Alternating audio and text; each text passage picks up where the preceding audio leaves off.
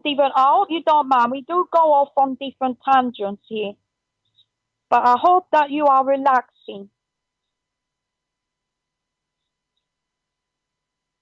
I don't know if I finished what I was saying about me being 16 and everything.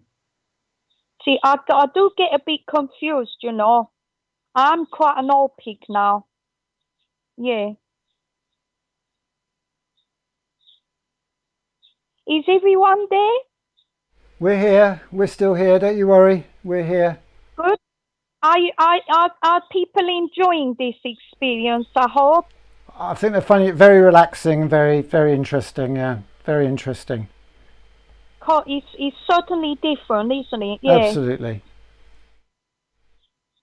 We be honest. We don't know how much longer we've got. To be honest, we're not very good with time. About 10 minutes. We still got 10 minutes. That's good. That's good. Are people still breathing? I think so. Ah, oh, have you been able to hear the birds and different things in the garden here? We can hear the birds. We can hear everything. It's lovely. Oh wow, we love that you can hear. Shall we try and get Percy now? That would Would be you like us great. to try and get Percy? Yes, please. Yes. Mauna's gonna put me down somewhere else to get Percy, okay? Okay. We have a limit. We have a limited space, and but so Mauna just puts that there while and Mauna has arranged it that she's got. We're so high tech here. We basically just got another chair by the side of the chair that we're on, and Percy is in his travel box, in the chair next to the chair that we're on. Oh, here we go. Can you see Percy? Oh, lovely. We can see Percy. Percy, a guinea pig. Yeah,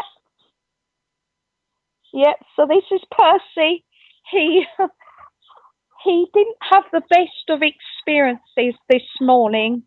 He's gone through a bit of a traumatic experience, having his claws clipped, and unfortunately, I cut one a bit too short. And unfortunately, anybody that knows about keeping guinea pigs and clipping claws, there's not much margin for error. So if you clip it just a little bit, if you basically go below that, what they call the line of the quick, it's the quick of the nail or of the claw. And the thing is, when you've got a guinea pig that wriggles and panics, and you've got an owner, i.e., me, that also panics and shakes, it literally a millimeter wrong, and I'm going to cut that. I'm going to cut that quick. And the thing is, then it just bleeds, and it bleeds. It bleeds quite a lot. Actually, it's quite bright. It was a bit like the Chainsaw Massacre or something had happened in my bathroom. It was actually quite terrifying. Um, but we sorted you out, didn't we, Percy? See, when I go to the vet, I do usually get them to do it for me when I'm there. But with all what's going on at the moment, I can't really. I don't like to usually tend to go just for clipping his claws, and especially not with what's going on. So I'm having to try and do it, but I have bought some new clippers, which I'm hoping will be better. But me being so organised as I am, I can't find them, can I? So, so I just had to use the old ones, which are probably not the best. They do the job. Well, they do the job, providing neither of us shakes or or moves, basically. Um, but yes, can you hear his little noises? Yeah, we can hear the noises. And you see, on the actual puffing and wooling, if anybody dares wants to try any of this again, the puffing and wooling, there are all sorts of different. There are online there are podcasts that you can access if you type into Google.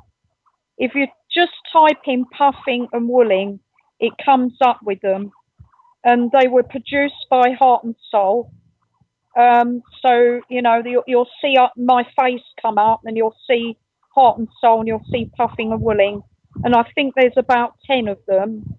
But they are a bit old now. I mean, it doesn't matter because it's still it can still relax you.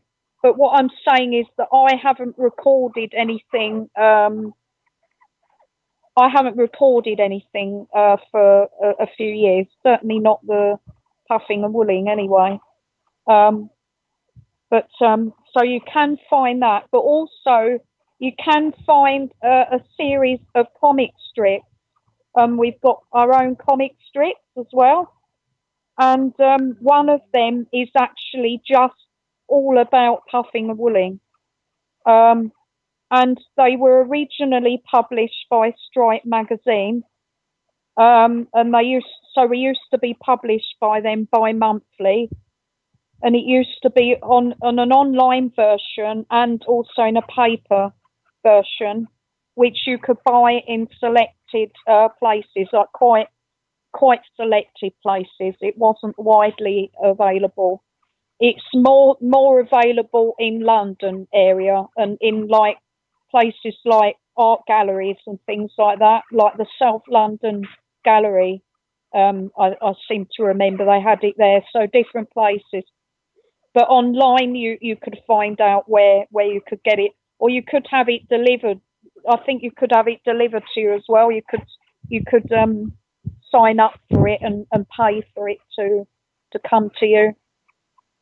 But we haven't been published by them for about 3 years, but you might still be able to find them on their website. I'm not sure, like in there, if they've got an archive. But failing that, you can find them, again, if you type into Google. If you type in Tilly and Dell, the comic, Heart and Soul has some of our comics. I don't know if they have all of them. But there's another artist that we collaborated with actually on the comic strip, who's particularly talented, and his name is Ben Connors, and he's got his own website, so they'll be on his website as well if you type in artist Ben Connors. It's Ben Connors with an S on the end, not just Connor. And there's all sorts of different things basically of us, all sorts of videos and photos and articles, and but another thing to mention is talking about our comic strip.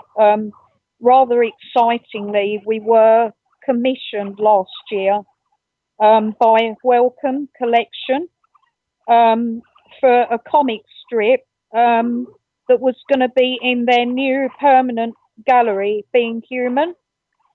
And it opened last year in September. Obviously, I appreciate it's not open now. And I frankly don't know when it's going to be open. Because both me and Dell, we actually work there anyway. It's our day job when we're not performance artists. So we'll probably know sooner than most people when it is actually going to be open physically. But at this moment in time, we have no idea. But you can look at it. I think you can see it on the actual Welcome Collection website. But failing that, on Heart and Soul website, they have the Tilly and Dell comic strip, the one that is actually on display as we speak in Welcome Collection. But don't panic because you've got, as of last year, September, you had at least 10 years to go and see it in the physical sense. So you've got years and years yet. So if you can't get there, even for years, it doesn't matter. And if you can never get there, you can see it online anyway. But please, if you can come and visit sometime, we really urge you to, not just to see our comic strip, but to see all of the amazing different exhibitions and different exhibits and events that they run. And into the bargain, you get to meet Del and I in person. So what about that? Because we actually work there. We actually deliver tours, and we're there in the galleries, and we're there greeting the visitors as they come in through the doors. We obviously don't work there every single day, but we're there usually 3 to 4 days a week. We're there. So yeah, so check us out. Lovely, lovely, lovely. Well, thank you. FaceTime? So say again. Sorry, did you hear what? Sorry, there's now a lawnmower or something that started in the background. I do apologise. So what did you say? Sorry. Don't worry. We've got my neighbours decided to clear a shed out, so that's just the way it goes. Don't worry. Yeah. Can you tell everybody just quickly, because I think we connected through Heart and Soul.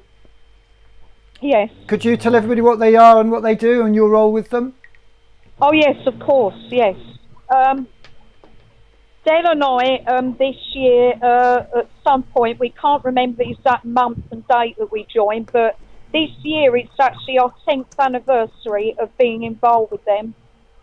So it's a big year for us and our involvement with them. And also in July, it'll be 3 years since we joined Welcome Collection. So we've got a lot of, big anniversaries and birthdays to celebrate. And obviously, Del the Piggy, she just mentioned earlier that she's 16 this year, sweet 16. But Heart and Soul have been going actually for a number of years. They're not quite as long as I've been alive. So I'm 37 on the 14th of December. Heart and Soul is basically about the same age as my brother. My brother was born in 1987. So Heart and Soul have been going well over 30 years. And they're an organisation that believe in the talents and power of people with learning disabilities and autistic people. And they're a creative an arts organisation, basically. They're award winning. They're based at the Albany in Deptford, so southeast London, and they do all manner of things. So at the moment, in fact, you can check them out. Not today, but on Thursdays, they run something called All Sorts, and they usually run it actually at the Albany. But obviously, for a number of weeks, even months now, they haven't been able to do that. So now what they're doing is they're doing a bit like what this festival is doing, and they're running all sorts of sessions that you can join for most of the day. You'll have to check exactly the time. I think it's like 12 till 3 or something. It usually runs 10 till 6. But I think they might be running it a bit of a reduced time. But basically on a Thursday, you can catch them online. They live stream. They do it on Zoom. They do it via Zoom, and they're running various different creative sessions, and they're also posting packs to people. I think you might be able to order the pack online. I don't know if they're for everyone. I know I'm getting a pack. I'm getting a pack all the time, but I don't know whether that's just because I work for them. But they're doing all sorts of things, anything from radio, podcasts, to choir sessions, comic strip making sessions, you name it. They're doing a bit of everything, and that's every Thursday at the moment. So I would recommend you give that a look. But otherwise, I was commissioned to do this comic strip with Welcome Collection. I've hosted events with them. I've been abroad with them. I did a European arts project with them that was in Malta. I've been to Glasgow. I did the Buzzcut Festival in Glasgow. I did that through Heart and Soul. I've done an international global disability event. I gave a talk there. That was in Edinburgh. I've done my own radio show.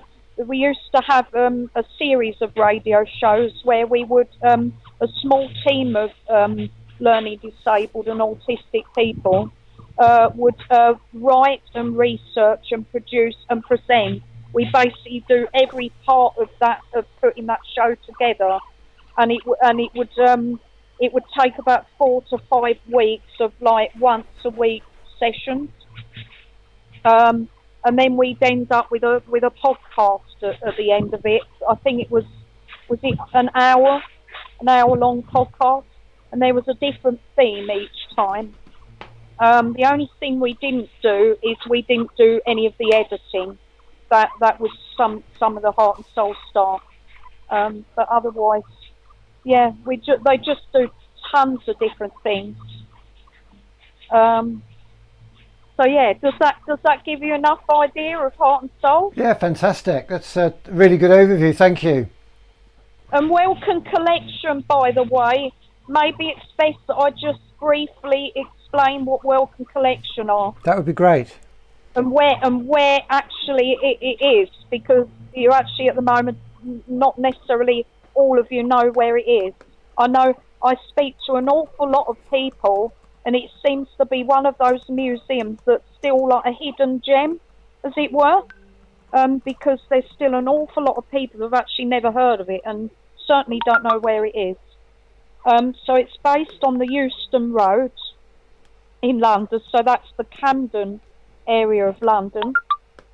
It's just literally right across the road from the Euston station. And it's just down the road about 10 minutes or so from Charing Cross.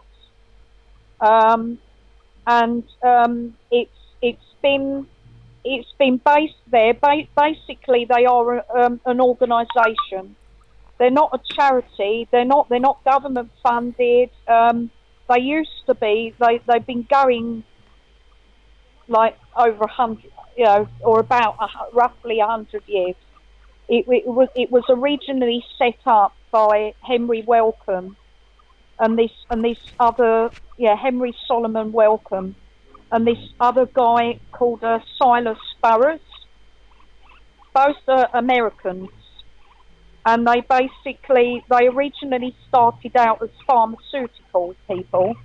So they weren't exactly doctors, but they had a very strong interest in medicine and in science and in how investing money and time and resources into developing different treatment or making treatments easier to take. So, for instance, they patented what we know as the tablet or the tabloid. They were the ones. It's already been created, but they're the ones that brought it over to the UK and made it more into the mainstream, because before that it was powders. You had to take medicines in powders, which meant that everybody potentially would be taking different doses. Even every single day you could be taking a different dosage. So they were famous for that. They made a fortune. They both made a fortune. Silas died quite young. So he wasn't involved for ever so long, but Henry Solomon Wellcome lived to a very good age. He lived well into his 80s, but he died I think it was the late 30s or 40s. He died, but we've been left this legacy as part of what this was the whole idea behind what him and Silas created. They wanted this to go on, for decades, even hundreds of years. They wanted their name to continue, and this innovation to continue.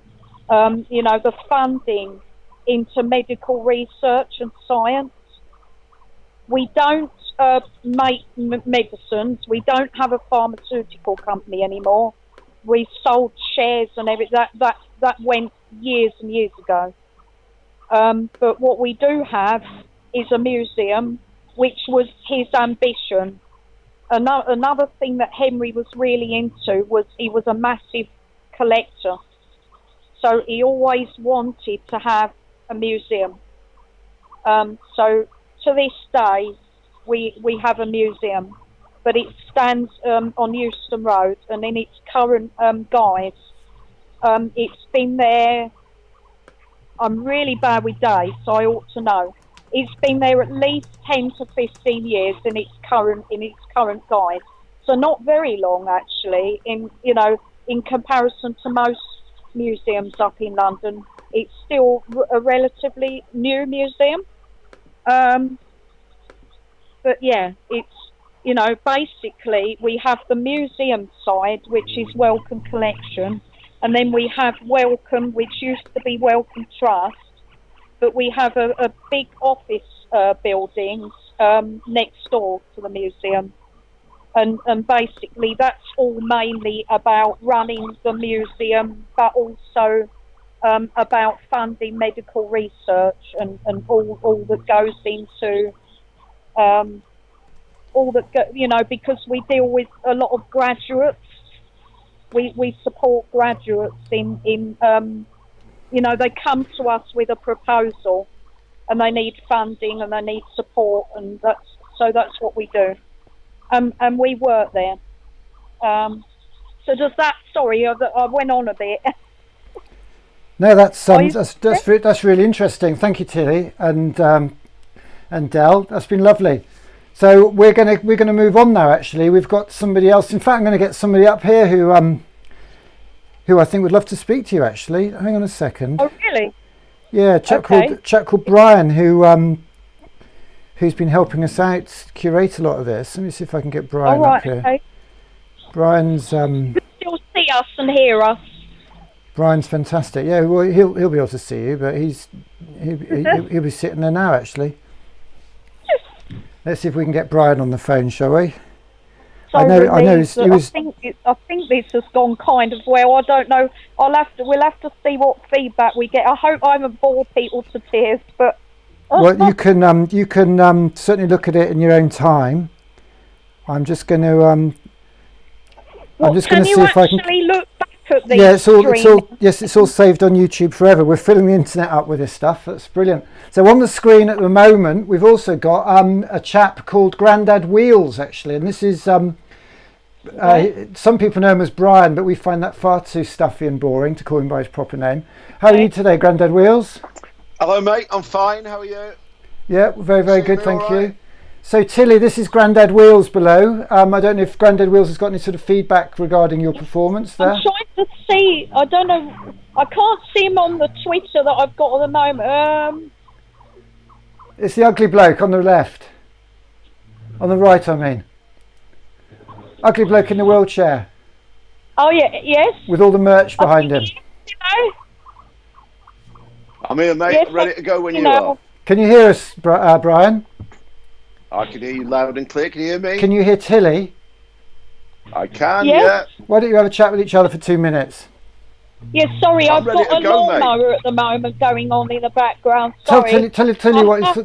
Okay. Are you there, Tilly? So Brian's just going to tell you what he thought of your performance. Oh, yes, please. I just don't know how I'm going to follow that. To be honest, I'm looking round. I haven't got a guinea pig or anything here. I don't know what we're going to do. Well, we're all your guinea pig, Brian. I think. Actually, yeah, we are all guinea pigs. That's a very good thought. Fantastic. Well, especially at the moment. Thank you very much, Tilly. We'll be in touch, and that was a lovely little relaxing session. Very enjoyable. Thank you so much. I'm sure you'll be fine, Brian. Trust me. I mean, I've probably got it easy. I can get away with not having much talent if I've got a cute-looking guinea pig here, Yeah, don't worry about it. I'll manage. Yeah. Fantastic. I'm sure you will. I'm going to go and I'm going shopping now to get compost. Thanks, Tilly. See you then. Bye-bye.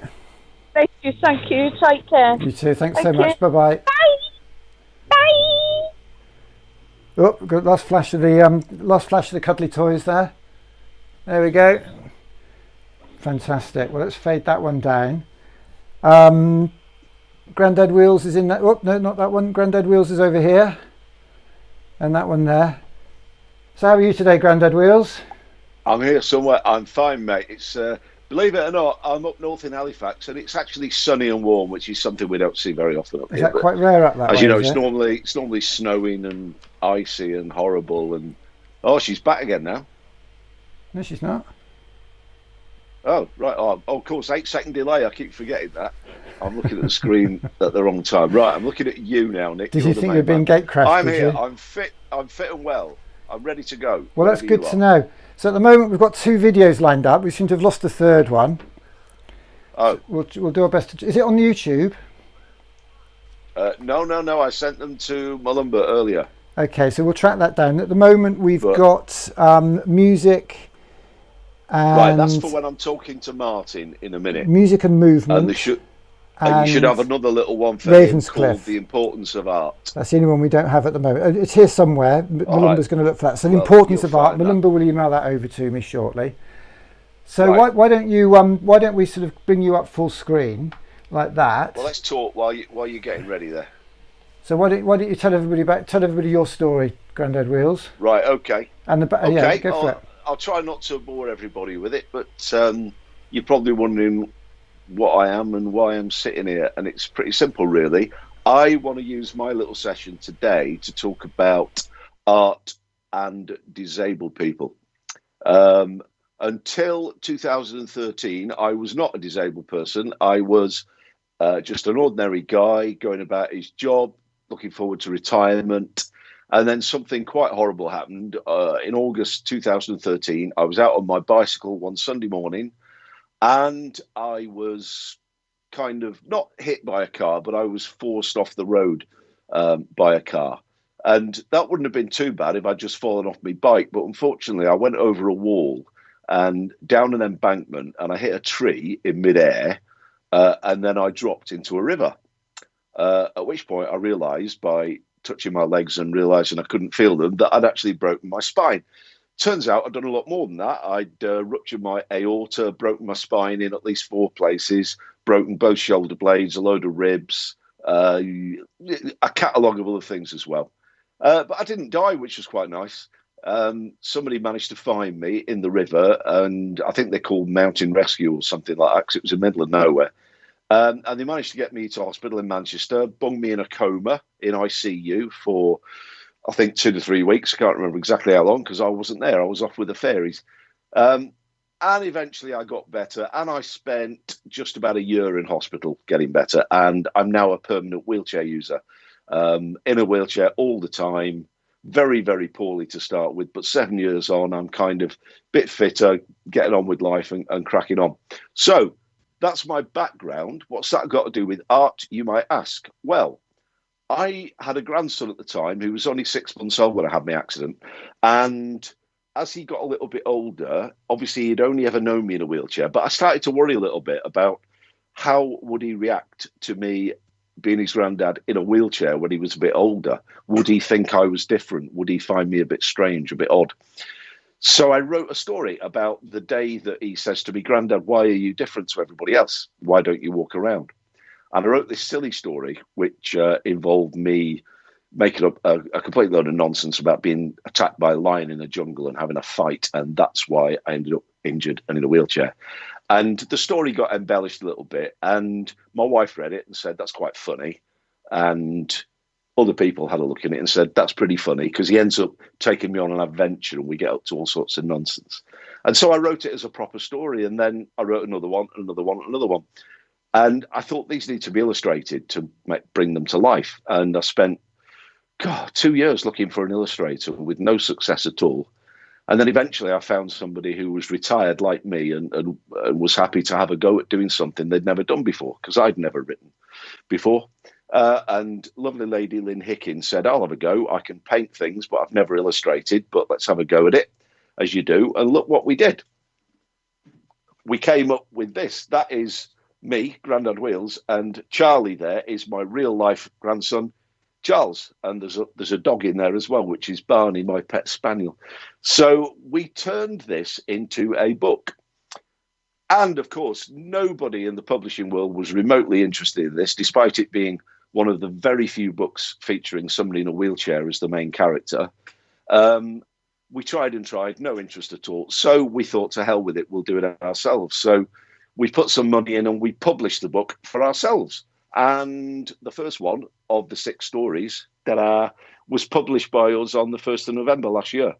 So we've only been selling it ourselves through my own website. And we've managed to sell, getting on for 1,250 copies now in 6 months, which we're pretty chuffed about. Final part of the story that's interesting is we decided right at the start that we didn't want to make any money out of this. We were actually going to give all the proceeds to 2 charities that support people with spinal injuries like me. So that's what we've done. And we've now got sponsorship that covers all our printing costs. So the great thing is whenever anybody buys a copy of this book, the whole cover price, every penny, goes to 2 very important charities, Spinal Injuries Association and one called Backup. So that's my story. Now, why are we going into a bit more detail on that today? Because of this. I've started to go into schools and read the story to kids, and that actually makes a bit more money for the charities. But it's great to interact with kids who see me in a wheelchair, but actually really don't care. They just like the silly stories, etc. But I went into a wonderful school just round the corner from me called Ravenscliffe High School. I was invited in there. And when I went in, it was a bit overwhelming, really, because this is a school with lots and lots of disabled children and children with special needs. But they love my stories. I've been back in a number of times since, and I intend to keep going. So I thought what I'd do, if it's all right with you, Nick, I've invited into this session the head teacher at Ravenscliffe High School, a chap called Martin Moorman, and I'd like him to tell us a bit more about his school and just how important art is to the students that he has. Now, I don't know whether you can get him on the other line, because at this point, I'd like to have a chat with him if he's there. Absolutely. I've just what I'm going to do, Brian, because his number is actually on the same Skype. Oh no, we've got him. He's here. So just give me 2 seconds. Great. I'm just trying to work out. While you're trying to there's a box on the connect screen. him, have you got that first video about Charlie pushing me? We have, yeah. We've got all the videos lined up. Just show that this is great. There's a little video here of Charles, aged 1, hang on a second, pushing Brian. me around in hospital. So hang on just 1 second. And also, Brian, can you hear me? Yeah. Just one. We've got 3 videos. I've got Charlie in the wheelchair. That one. I've got the children. Hang on, children with the children with the music, and we've got the children, and then there's another one which is Ravens. What's it? Which one? Let's play the one with me in the wheelchair, because I know you like to see me doing wheelies. That's right. And what order do you want the other 2? The importance of art first, and then music and movement. So the one with the music and movement is second. Okay, I'm just trying to get this queued up, and then we can have it all set to go then. All right. 2 seconds. Okay. As while you're doing that, if I just explain that I said that Charles didn't know any different to his granddad being in a wheelchair, and I've got a lovely little video of me in hospital the very first time he got hold of my wheelchair, age 1, and he was using me as a baby walker, essentially. Yeah, and then quite a silly one of me falling out of my chair when I was trying to do wheelies. We've got that coming. Just 2 secs. They are quite amusing if you get the sound on them as well. So tell everybody about Chris Dyson and Parklands, because we've spent some time up there, haven't we, as well? Yeah, that's where I first met you, isn't it? Terrible day that. You've been after me ever since. I know. I got bumped off the headliner slot that day, didn't I? I know. Well, you keep roping me into all these things ever since I met you there. But I don't mind. It's good. It's all good. No, it's brilliant. So how many times? I can see you twiddling with the technology there. Are you on top of it? How many times have you been in with Parklands? I've only been there once, but I'll go back there when I get the second book published, which shouldn't be too long now. The second book will be on its way as soon as the illustrations are finished. Brilliant. So I'll definitely go back and read that one to the kids there. And do you sort of mention how many copies you've actually sold? I mean, is that a public disclosed figure, or no, through the website we've sold about 1,250, and it would have been a heck of a lot more because I was doing lots of school visits, but of course they've all been cancelled now. It'll be, I think, well into the autumn before I manage to get back into schools again. I've got to be careful because as regards this virus, I'm in the vulnerable group, so I don't want to get it. So I'll have to take it a bit easy, but I hope I can get back into schools in the not too distant future and promote the books there, because it's raising a lot of money for charity, which is what I'm trying to do. No, great work. Believe it or not, the reality of what's happening at the moment is that I've got a big long bit of stick. I'm just trying to position the camera because I'm supposed to have 2 teenage sons and they don't seem too bothered to help me. So what I'm doing is I've got a big old piece of wood here, which I'm using. You're going to laugh when you see this. And I can push that camera around a little bit, just like that. And that moves me a little bit, you see, so I can get into the right position. There we go. Sounds very low tech. It is. It's great. I love it. Low tech, I absolutely love it. And that's my stick. We better get Martin on in a minute. Yeah, I'm going to get him on now. He's waiting in the wings. So here he comes. So we are going to Martin. Hello. I'm here. I'm here. Okay, Martin, can you turn the audio down on your second computer and flip your screen round, and then we'll get you live and direct with Grandad Wheels here. Okay, I'm here. Good to see you, Nick. How are you doing, Martin? Whereabouts are you? I'm in Halifax. I'm about 2 miles away from Grandad Wheels, actually. So I'm on the sunny side. He's on the dark side. Well, we know he's on the dark side. Absolutely. Let me just jiggle these boxes around a bit, and then I'll be able to take you up. Hi, Brian. I don't know if you can hear me. Hi, Martin. Can you hear me? I can hear you loud and clear. Fantastic. Well done, mate. You're a natural at filling pregnant pauses. So well done. And well done, Nick. You managed to make the technology work. Well, we're still no pressure, still jiggling it around. We've had a little bit of pressure on that front, but we're kind of there. It's worked out fairly well. So you're both now on screen. I'm going to kill that camera, Martin, if you don't mind. So that will go. Okay. Yeah. And then no problem. So you're nice and full screen now. So, let's get rid of that. So here we go. So we've got Martin and Grandad Wheels. So Grandad Wheels, the show is yours. We've got videos lined up, ready to go. Whatever you want, we're all good. Right. Okay, Martin. Just remind me how I first came to be in the school. I can't remember how I got into Ravenscliffe in the first place.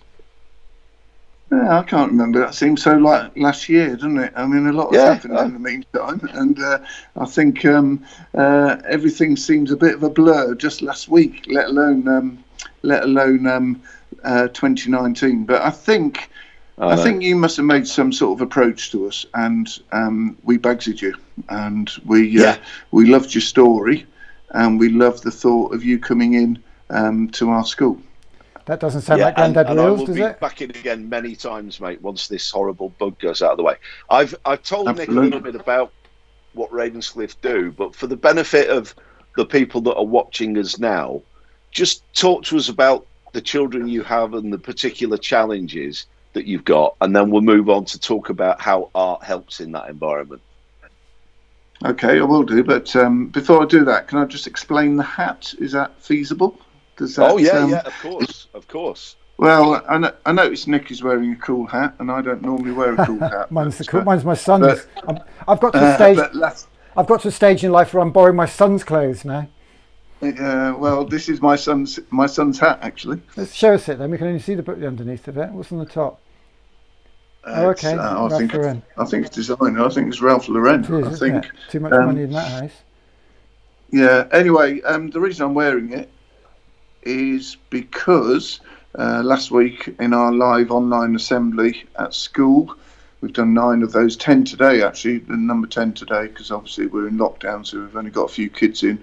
But I did a head shave for charity and took all that hair off. I had big hair a week ago, and that's all gone now. Wow. But it raised £3,000 for Yorkshire's Brain Tumour Charity, which is a cause very close to my heart, because I do understand Brian's world a little bit from a personal perspective, in as much as I've got a son who had two major brain operations back in 2014 and 2016, and Jake ended up in a wheelchair for a period of time during his recovery. So as a result, this local charity out of Leeds General Infirmary has been something that's been super special to my heart. And we raised £3,000 by me being very silly last week and shaving my head. Good effort. Wow. I could do with a haircut. Look at that. I'm not going to show many people my hair. Yeah. I've got a new romantic haircut coming on. We're doing punk rock this week. I think we'll do new romantic next week, but I'll just grow a little bit more. Fantastic. Oh, well, punk rock, I had a mohawk last week, and then they raised another £500, so it became a multicoloured mohawk. But that didn't last too long because it's not a great look. Do you want to know a punk rock story? Are you old enough to remember punk rock? Out of interest. Of course I am. I'm 55, so it was my heyday. I was brought up on Stiff Little Fingers and The Cure and Elvis Costello. So my generation, Brian's probably as well, I should imagine. Well, guess who we've got? No, I'm much older than that, mate. So every evening this week, if you went to a festival, you tend to go to a festival for the day. You go back to your tent, get changed, have a beer, have something to eat, sit by the campfire for an hour, and then go out for a rave up. So every night we're doing a fire pit chat. And tomorrow night we've only got Glenn Matlock of the Sex Pistols. Okay, yeah, I remember the Sex Pistols. Yeah, I'm sure you do. Weren't they doing something in the rigging back in the day? I think you'll find that was a little bit of the sort of reincarnation. I think that was the Disney version of the Sex Pistols. Absolutely. Once Malcolm McLaren did the Great Rock and Roll Swindle. So we've got Chris Sullivan chatting to Glenn Matlock, and Glenn Matlock's going to play a few songs as well. And if we speak to him nice, I'm hoping he'll do Pretty Vacant as well. But anyway, talking of Pretty Vacant, so Brian, back to you. Where are we at with this? Yeah, come on, my time's almost up. We haven't even started yet. Right, Martin, tell us about the Ravenscliffe Challenge, the kids, and what it's all about there. Yeah. So Ravenscliffe is the only local secondary special school in Calderdale. We've got 188 fantastic young people who, like Brian says, have all got some level of learning difficulty. Quite a lot of them have got associated physical difficulties as well. I've been there 26 years. It's a place that is very close to my heart. And the reason I'm there is because every day I get a buzz from working with some fantastic young people. And the arts have an equal status in my book as someone who isn't particularly arty themselves. I appreciate art, but I'm not musical, and I'm not someone who can paint or draw. I take quite good photos, I think, but I do love the way art unlocks a talent within our students. And the link with Brian is so natural. He's got a story to tell that had a tragic middle, but he's got an uplifting future and present, and that really resonates with our kids. And the message that Brian gives out every time he comes into school is that disability doesn't hold you back. Disability is only a disability if you want it to be, and actually you can achieve many, many things. And he's talented. He's found a new niche, a new career, a new love. And I get a buzz every day when he whizzes up on his super speedy wheelchair bike, which I've never seen before. I'm not sure it's even legal, but he comes into our school grounds, whizzes down the corridor, engages with kids, and we just have this phenomenal hour or so, don't we, Brian? Yeah, and it is legal, definitely, absolutely legal, no doubt about that. The point that I'd been making to Nick a while ago, Martin, was that there's a lot of fuss made in the disabled world of people who become great sports people. I know we both know Hannah Cockcroft, the best example, and she's a local girl as well. And that is wonderful. And a lot of people who are disabled, they take up a sport and they find something they're really good at. But not everybody can do that. Not every disabled person or disabled child can excel at a sport, but every single, as I see it, and I hope you agree, Martin, every single child who's got restrictions, disabilities, or learning issues, they can do something creative, no matter how big, no matter how small, that's rewarding for them. Yeah, and you're completely right there. And of course, we're in a technical world, which opens up even more doors. So we got a young man called Madassa who's got very limited verbal speech, but he's very, very bright, and he is producing these wonderful online stories about Mr. Hobble and Mr. Gobble. We've got other students who use a sound beam, which looks like a microphone, but it transmits sound by movement and pitch. We might have a little video clip of that, Martin. We haven't got the PowerPoint thing, but I've got 2 little clips that Nick might be able to show. One of them shows some music and movement, and it does show that piece of kit where you move your arm and it makes music, which is beautiful. And we've also got a little montage, just about a minute long, of some of the art that's being produced there. So can you spin one or more of those in, Nick? Absolutely, absolutely. So here's the first one. They've got sound on there as well, so maybe you can tell us who we're seeing, Martin, when they come on the screen. The importance of art. Yeah. Here we go. Yeah, I've just got a tiny bit of a lag, so I'll have to wait for it to come up on my screen. But don't worry about it. Wait till it's finished then, mate. But you'll like these. Yeah. Okay. I should be able to see it now. I've got you back on my screen. So I think these are taken over in our music block, our expressive arts block, where we offer dance and music to our students. As I said, we've got some specialist technology that we use on a daily basis with subject specialists, and it's just a great way of unlocking some talent. I think what you're seeing on screen is some art-related work. There's a young man there called Archie using a switch because he hasn't got the fine motor movements to actually be able to hold something in his hands, but he can operate technology by using that Big Mac switch. And you can see a whole range of students working with different mediums, but art is it's wonderful to see how young people's talent develops through that medium. And of course you can incorporate music in there, so you can have a sort of workshop atmosphere where students are working on their own projects but got music playing in the background. It's relaxed, it's comfortable. We position wheelchair users in a comfortable way so they can access their learning from a comfortable position, and we can bring all sorts of multisensory elements into the session so that students who perhaps haven't got verbal speech can learn and engage in different ways. So that's just creative art you've just seen on screen.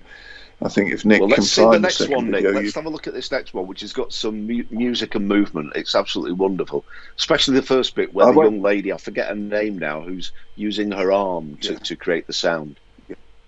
I won't talk on this one so you can hear it. Yeah, if Nick puts just the have a volume listen up. to it.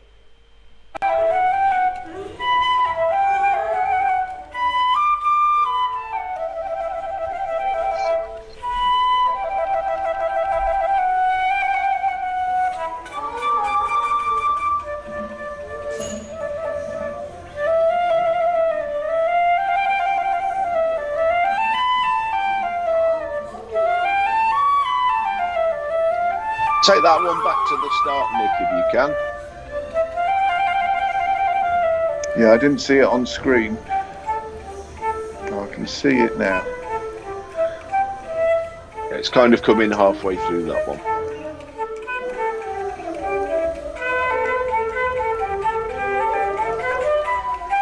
I know those 2 young ladies are. They're both wheelchair users. And they're both exploring some time out of their chairs. That is vital. You know, no one wants to sit in a wheelchair all day. Comfort is so important. Tell me about postural support is really important. So if our young people have got an ability to move, we never want to lose that. Use it or lose it is our motto. And so both those young women are wearing moving and handling belts so that staff can support them physically out of their wheelchairs to a comfortable position on a sound floor. And then we use and exploit staff talents musically to engage students. And you can see the girls enthusiastically, because that's what I love about our population, they're enthusiastically participating in a very simple woodwind-led activity with one of our staff. I can't tell who the staff member is actually, because they got their back to us and their hair tied up. Nick, you missed the beginning of that video. I didn't. It was the beginning. We played it from the beginning. There was no cropping in that. Oh, okay, all right. Sorry, lost it. Well, Brian, shall I explain the sound beam? Because I think I can explain it pretty simply. Yeah. So a sound beam looks like a microphone. It's, in our context, it's red, and it's in a microphone stand. What is specialist about that piece of kit is it's pricey. It's a couple of grand. I think our new one has just cost us $3,000, but it transmits movement into sound, and you position the sound beam in such a way that you know a student's movement can cross an invisible beam. It's the same sort of technology as scans for babies. So the hand of the student crosses this invisible ray and it transmits sound. If the student's hand goes nearer to the microphone, it goes up in pitch or down in pitch if you move the hand away. So we've got students who can't even use their hands, who perhaps have only got head movement or eye movement. We can position it to reflect that movement, and they can use it to create a very unique piece of sound. So within a mixed ability group, you could have someone on the drum kit, a normal conventional rock and roll drum kit, a student on guitar, student on keyboard, student on some other sort of percussion instruments, and then you can have a student who has no voice and has very limited movement, who can be operating a sound beam and be a contributor to that bit of music. It's phenomenal. It is a real tearjerker when you see it. So that totally supports what I've been saying, that no matter how severe the disability, no matter what the limitations are physically, you can still do something that is creating something out of nothing. And I've seen this look on the kids' faces, and the smiles that it brings to their faces when they're doing it is awesome. It really is. Yeah. They're contributing on an equal footing with more able-bodied young people who've got more conventional musical talent, but they are contributing at their level, but in a really uplifting, appropriate way. So I remember Nathan, one of our sixth formers at Huddersfield Town Hall, performing on the stage using a sound beam and creating this wonderful piece of music with full backup from a student rock and roll band. Wow. That's actually, I'm old enough, you see, I'm not quite sure you're old enough, but I'm old enough to remember Led Zeppelin, of course, when Jimmy Page used to do something very similar with a theremin, which is a very similar piece of kit, isn't it? Mm-hmm. Yeah. So if it's good enough for Jimmy Page, it's good enough for anybody. This is well after your time, you two. You're punk rockers. I'm not. I'm too old for all that. Right, Martin. I thought we were the same era, Brian. I thought we were the same era. We'll probably have to go in a minute, but because I want to just very quickly launch a competition. But can I just say to you and Nick that I know that Nick would bring some amazing stuff into Ravenscliffe with his rocket launches and robots and all sorts of exciting things. When this lockdown is over, it would be amazing for the three of us to meet up at Ravenscliffe and see how the kids interact with you, Nick. It would be brilliant. Brilliant. I'd look forward to that. Yeah, Nick, there's an open invite to you there, and if travel's an issue, then we'll see what we can sort out. Travel's not an issue. Whereabouts are you again in the country? West Yorkshire. Halifax, lad. Okay, because I was there's a special school northeast of Leeds that won a big award a couple of years ago. Beautiful grounds, and they run a little shop in the village. Is that Henshaw's? Is it?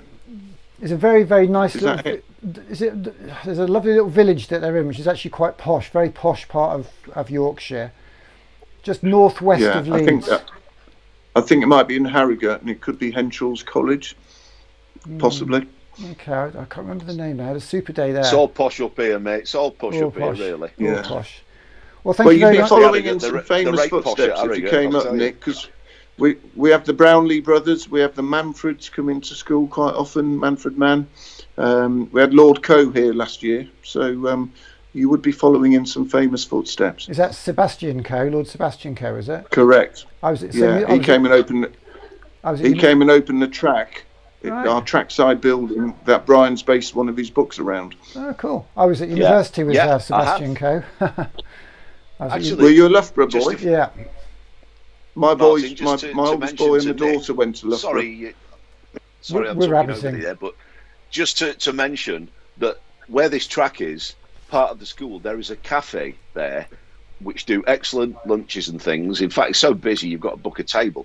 But the kids in the school run the cafe. Is that right, Martin? So they get experience, correct, life skills. Yeah, and it's amazing. We'll have lunch there. Mate. Well, thank you very much, Martin. Well, it's been great to chat to you. If you come up, Nick, you can have lunch on the house. And I tell you, as an ex-Loughborough student, I've got a daughter and a son who got degrees at Loughborough. So there's a connection there. You're not going to forget that, are you? It's all about connections. Thank you so much, Martin. Lovely to speak to you. Okay. And we'll let Grandad Wills do his Brian. competition. All the best. Cheers, thank you so much, Martin. I'll see you soon. Nick, before I go, no problem, Brian. Let me just announce a little competition, if I can. I'm not cutting you off. Go for it, Brian. Can you see me again now? We can see you loud and clear. You see me again. Right, okay. A very kind person that you know, Action Jackson. Oh, yeah. Yeah, motivational speaker. I did a little session with him a couple of weeks ago, and he very kindly said that he would buy 10 of my books, which he's done. 4 of them have gone to him for him to do what he wants with. But even more kind, he said that the other 6 I should give away in a competition. So it's live now. I can launch that today. So 6 signed copies. In fact, I'll not only sign them, I'll personalize them for you if you want. 6 copies of this book are up for grabs. How do you enter the competition? It's very, very simple. You just go to Grandad Wheels website, and this is easy. It's grandadwheels.com, all lowercase. You can't miss that. grandadwheels.com, and if you look at the menu at the top, it will say there's a tab that says competition. Go there, enter it. All it asks is to tell me why you'd like a copy of my book, and me and Charlie here, who is now 7 years old, we will sit down on my birthday on the 19th of June, which is when the competition closes, and we will judge what we think are the 6 best reasons why people would like a free copy of my book, and then we'll sign them and send them out to you. So just go to grandadwheels.com/competition if you want, but just grandadwheels.com. Look for the competition tab. There's loads of stuff on my website. There's 2 videos of me reading the stories, which you might want to let your kids have a look at. They're good fun. You don't have to buy anything. These are free books I'm giving away. But of course, if you want to buy a book, every single penny goes to 2 very important spinal charities, and like every other charity, they are desperate for money at the moment. So that's my sales pitch. I've been Grandad Wheels. Thank you very much, Nick. Thank you very much, Grandad Wheels. And today is not a special day. Your inspiration for this event, Grandad Wheels, to be quite honest, was just making us look a little bit closer, to be more inclusive if we could. We get a bit of stick for gender bias. We get a little bit of stick for diversity bias in all sorts of ways. You know, usually it's not because we deliberately go out of our way. It's just we're usually on a back foot, and we just reach out, and only so many people come back. We haven't got the effort to positively discriminate. But your comments a couple of weeks ago about disability games, disability art, whatever. So it's been brilliant, and we've had some great experiences. I'm going to. My only disappointment, Nick, is that you haven't shown the video of me falling out of my chair. That is so disappointing. Well, we'll come back to it now. Then. We're in complete control. There's a little video there. I know. I've got it now. I've got it there now. I've got it there now. Let's get rid of you and me. Come on, let's get it on. Let's get it on. Here it is.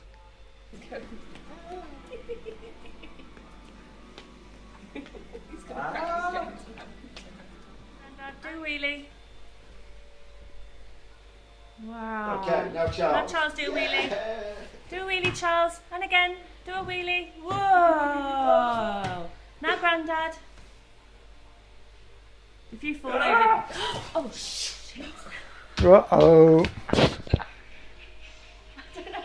Isn't he cute? That's not a good look, Brian. Blimey. That was a bit dangerous, wasn't it? Fantastic. Get the sound up if you've got it on. There we go. One more time for you, Brian. Do a wheelie. Wow. Okay, now Charles. Now Charles, do a wheelie. Do a wheelie, Charles. And again, do a wheelie. Whoa. There you go. You've seen me fall out of my chair, now mate. Grandad. If you fall The worrying thing about that is my entire family just laughed at me as I fell out of the chair.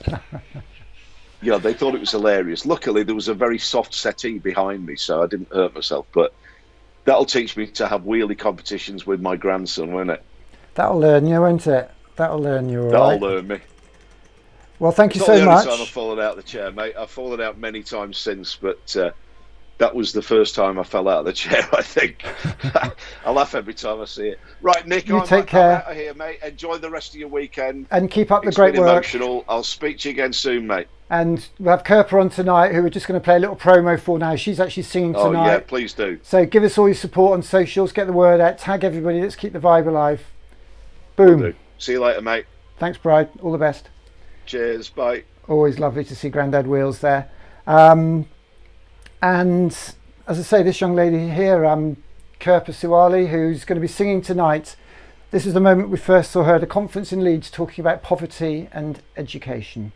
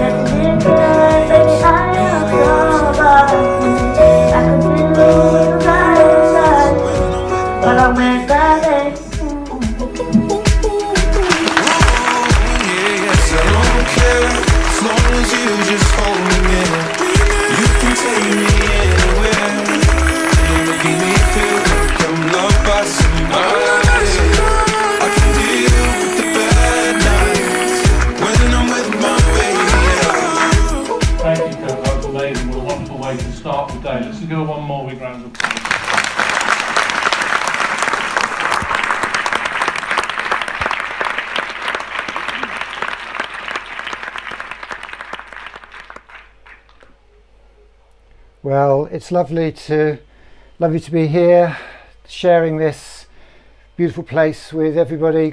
Eden Project, delighted that they were allowed us to use their venue virtually.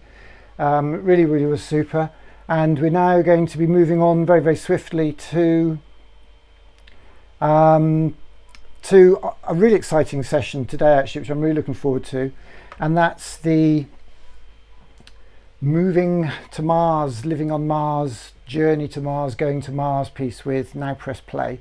It's going to take us a moment to get that set up. So I'm just going to, what shall we do? Should go back to a little bit more of Count Skylarking on his DJ set last week. Should find a little bit more of that. So a couple of minutes, we'll get Tilly set up, and then we'll be going. And we'll take you back to this time last Saturday, when Count Skylarking took to the decks in our first Saturday Right session. And that's not it. Let's find the right one. Here we go.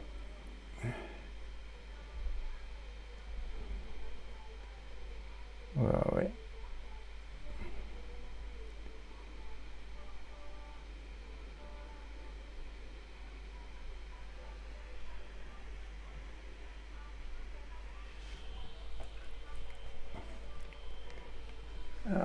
Let's have a look.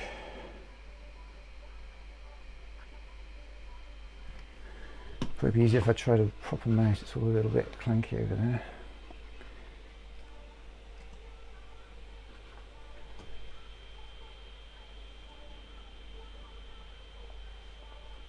Here we go. A little bit of Count Skylarking DJing last Saturday night here in the Saturday Right Fever.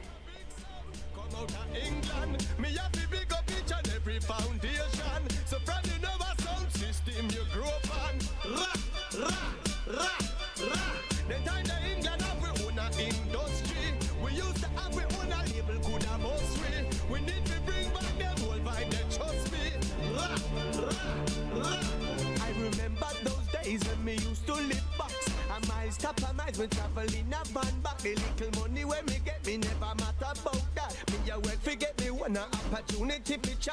And when I was in the police and leave I them a tipper. They want a smiley culture and they want a shot senator. The first time me hear Maccabi, my DJ Paul was iffer. So big up Peter King, the fast style originator right now. Me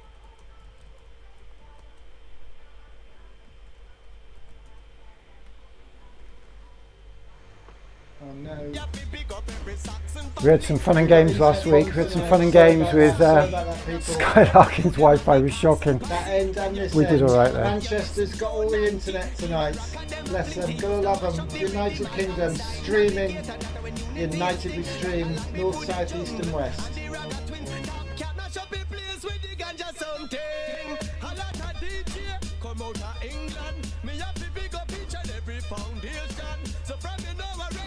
Where you grew on, you know we used to have we own a industry. We used to have we own a label could have most free. We have to bring back the old vibe that trust me. I remember Daddy Freddy first come to England and I mash up the place for youth promotion. Daddy Willie, Mr. Palmer, DJ Pan, Young Lion. When you go at Taros or Ricky Ranks and Osman, Robert Ranks and General Levy used to chop and tip a town. Me put the sweetie, everybody one love sound. You the General and Bobla Pan So Tilly is in the house. We are live and direct here. This is great. So I'm just going to set you up. So while everybody's I'm going to set your. So you're going to do a chroma key there. She's going to be super. Natalia, can you you sent some images over, didn't you? I sent you a soundtrack. I didn't send you any images. Okay, so there's no. So you've got no visual. That's fine. Freestyling. We'll freestyle. We've got a lovely bit of freestyling going on. We'll find some freestyle stuff. So you're just going to do it talking. So anybody who's waiting now, anybody who's tuned in, anybody who's here now to go on a mission to Mars, be getting your headsets ready, ideally wireless headsets, because we are going to take you on a trip to Mars with an amazing technology. We say that art is the combination of creativity, technology or tools and people. In this case, the tools or the technology that are going to empower us and excite us. The art of art, let's now play. Their art is wireless headphones and storytelling. So we're going to get ready for that now. Let's go to that one. Here at Eden Project, I'm just going to get some visuals ready and I'm going to get the audio queued up and I'm going to tune in. In fact, for all the boys and girls here, I'm going to show you how this works. I'm going to turn the music off now and I'm going to go to my secret camera. This is my secret camera. This is my secret camera. Have you got a second screen there, Tilly, or just the one? I do. So I can turn my camera off. So I'm going to show all the boys and girls how we're going to do an amazing storytelling thing. So Tilly has been really cool because she's on a computer there, look. She's on one of those 3 laptops. Those 3 laptops are my Skype laptops. And you can see at the front here, Tilly is sat there with a green background. And on this box of tricks here, this is my Vision Mixer underneath here. I've got a laptop on the top there. And I've got a camera up at the back there and a big screen. You can see all that. So that's all the back stuff there. And I've got some lights here. Look, there's a light there and a light there. So what I'm going to do is I'm going to press buttons on this mixer so that Tilly's background disappears. So I've got to, this is all quite complicated stuff. So I've got to press menu, I've got to go into that, press all these buttons. Now she's not on channel 1, she's on channel 6. So I change that to number 6. And you have to do this every time, which is a bit of a fiddle. And she's on green, so that's good. So now I can press that button there and I can press that. And Tilly comes up on the screen. She's in the middle of the laptops. So if I press that, she's now at Eden Project and she'll see that. And it's going to take 8 seconds for that to filter through for her. Tilly is magically at Eden Project. How does that feel, Tilly? Can you see it yet? Has it got through? I'm not there with you yet, but possibly in 2 seconds I will see myself. Are you seeing yourself on YouTube or Twitter or Facebook? I'm watching you on YouTube. Yeah, that's the quickest. That takes about 8 to 10 seconds normally. So this is hats off to you for making the effort to make that work, because quite a lot of people haven't really bothered too much, and that means you're now at Eden Project. How cool does that feel? Eden Project. It's beautiful here. You can see it, can you? Yep. That's great. So, well, I'm just going to check the audio's all ready to go. Hold on a second. Shall I tell you a little bit about Now Press Play? Hang on a second. Find the hole in the air. Right, that's going to work. Yes. So why don't you do that? Tell us. So I know Now Press Play. So welcome to Now Press Play. The only trouble is. Play. Oh, stop it! Every time I click it, it goes to it, doesn't it? How do I'm going to refresh that. Oh, it's on SoundCloud, is it? Okay, cool. Right. Mission to Mars. We're ready to go with that. That's all ready to go. So I know you guys because we go to Camp Bestival every year. And at the end of the year, every day, there are always 20, 30, 40 boys and girls and mums and dads with pink headphones on, crawling around on the floor and smiling and having more fun than anybody else. Isn't that right? And they haven't been drinking. I know. So tell us all about that. Tell us all about that. Now Press Play is an immersive audio resource. A bit like Nick said, we create these stories that are based around the national curriculum. So instead of sitting down and learning about space or the Stone Age, we get the children to put the headphones on. They will travel through time and space and become another character. And the idea is they're learning through their imagination and through movement and play. And it really feeds into their creativity and back into language skills, discussion, empathy, and then ultimately feeds into their writing. Fantastic. And because you're used in schools all over the country. I know Chris Dyson in Leeds is a big fan of yours as well, isn't he? He's a big fan of everybody, I think. He is. He's a wonderful teacher. Yeah, we were in now just over 250 schools, and we've got one in Scotland, and then we kind of go all the way down the country. So yeah, it's kind of growing, which is really exciting. I'm going to put myself up in a little box behind you because because we can only actually have. There you go. You could if you talk around. I'm actually over your right hand shoulder, believe it or not. You'll see it in a minute. There you go. What about me? So now I'm actually in a green screen, see, because we can only have one green screen overlay at a time. I thought you'd be here in full body. Well, there you go. That's the more expensive version probably, but we're quite pleased with what we've got. So what are you going to do tonight for us, Tilly? Well, I was hoping that everybody could join in with me. If you do have wireless headphones, pop them on, whether they're kind of earpods. If not, just turn up the volume and kind of play it out loud. But the idea is that we are all going to go on a mission to Mars and escape lockdown. I mean, who's fed up with being stuck in the house? Me. Exactly. So let's kind of get our imaginations going, get active, get moving. I'm working from home, so I find myself sitting down quite a lot and not going out as much. So the idea is we are going to go on a school trip to NASA. So the school that you're with has no issue with funding, obviously, because it's a very expensive trip from the UK to NASA. But what I would like to do is a bit of a road test with you. So you're going to have to clear a little bit of space in your room, wherever that may be, whether you're doing it outside, the living room, your bedroom, and you're going to have to choose a wall that will be your north. So my north is going to be the screen. This is going to be the east. This is going to be the south. And this will be the west. So at certain points during this audio adventure, you may get told to move towards the north, south, east, or west. So that will help orientate you. And the next thing to do is to just really have fun, let go, follow the instructions, be as big and crazy as you want. So if you were to hear the instruction, please put on your spacesuit. What would you do? Can you show me? Make sure you lock your helmet. Put on your big heavy space boots because they've got to be there to keep you grounded on Mars. And how would you move when you land on Mars? Yeah, exactly. There's no gravity, so you're going to be a bit bouncy. So I am ready to roll if you are, Nick.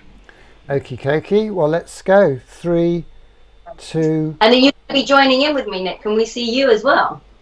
I might have a go. Yeah, I'm going to juggle. I've got some bits. Hang on, I'll find my Oh, you've got headphones. to do a lot of juggling though, Let haven't me find you? my Yeah. headphones. Hang on a second. Where did I put my? There's my So headphones. normally, another thing to kind of say is that we don't do visuals with Now Press Play. It's all about your imagination and children envisaging what things could look like themselves. But today, we thought we'd go a bit wild and let Nick kind of put anything behind into this backdrop.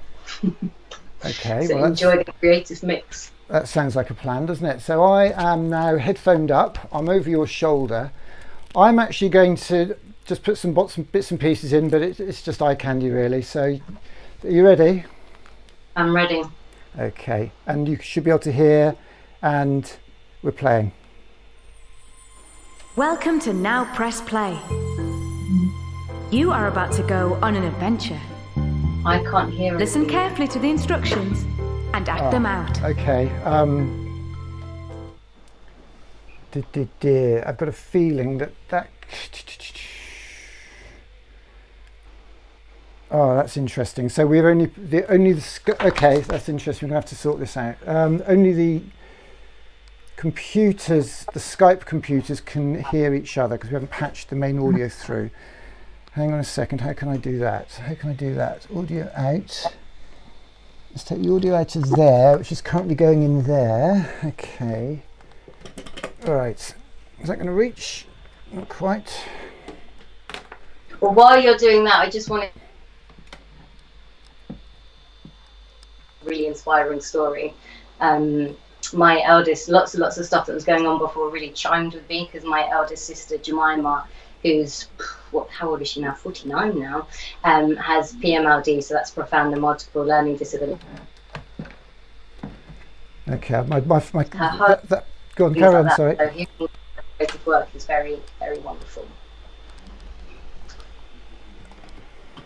Believe it or not, the one cable I need is a little bit too short, so I'm just going to have to jiggle everything around. Hang on. Let's put that in. Oh, that's typical, isn't it? Hang on.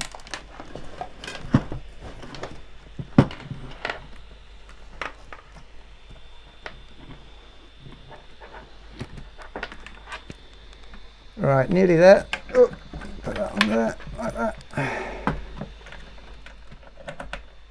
Right, let's try that again. Tell me if you can hear anything now. Can you hear? Oh, have we lost your connection?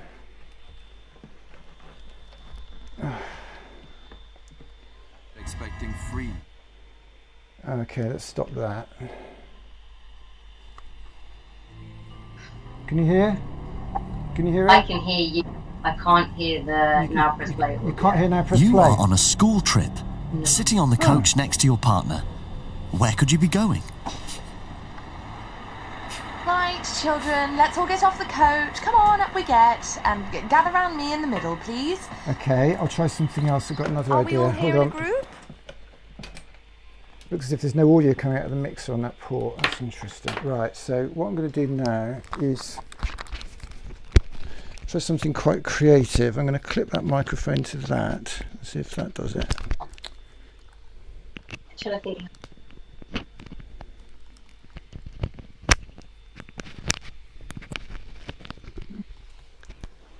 Let's try that. Keep still whilst I count. 28, Hear anything? 29. You hear it, it's quite I quiet. know we're all tired after our long flight and coach journey, but we're here now in Florida, the United States. Okay.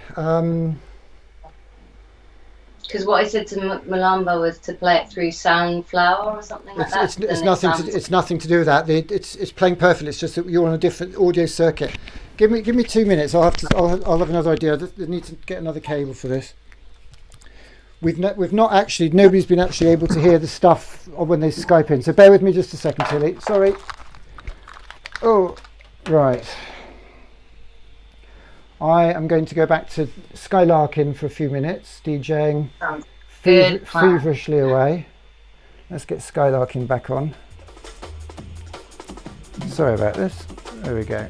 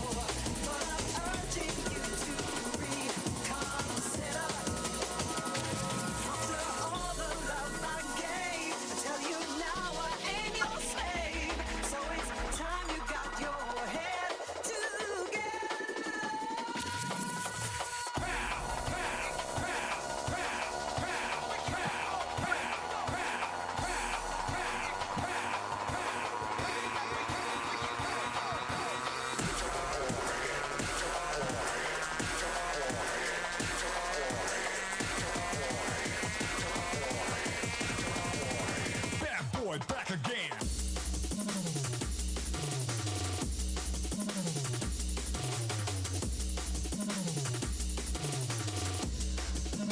Bad boy back again.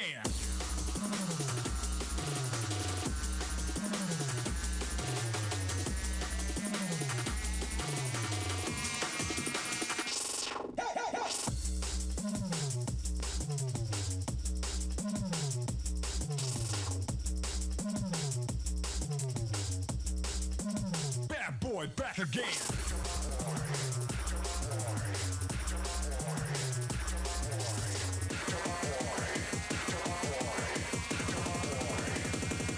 Here we go.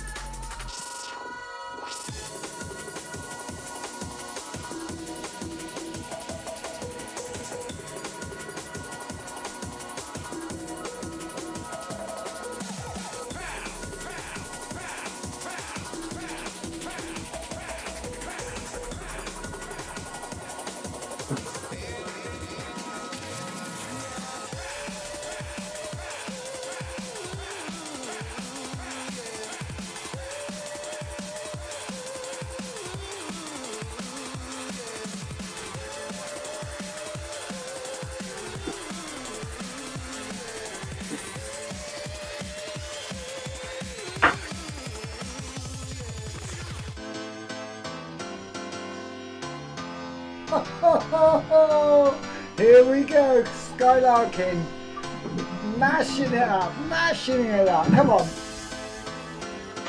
Let's have those hands in the air. If anybody wants to come on, Skype in on Steamco 001 team, Skype in 001 team, Steamco. Hold tight.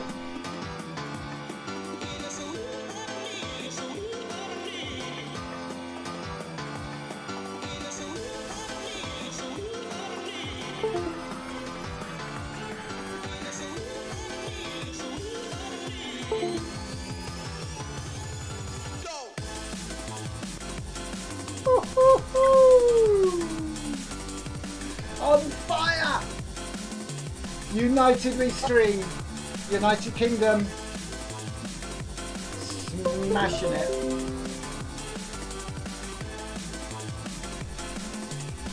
You still there, are you, Tilly? Yes. Sorry about that. Right, so I've got a cable. Thanks for staying with us. It's quite a complex thing to fix, so bear with me. But I've got an option which I think should work.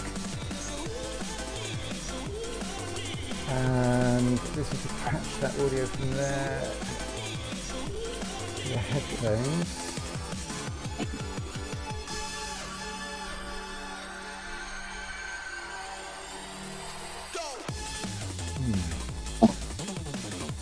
We go then, in we go. Can you hear that?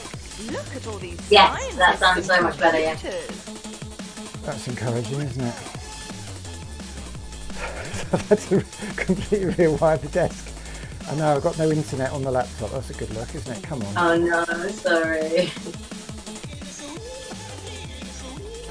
Very strange. What's going on? We've had internet outages. I hope this isn't one. Okay, come on.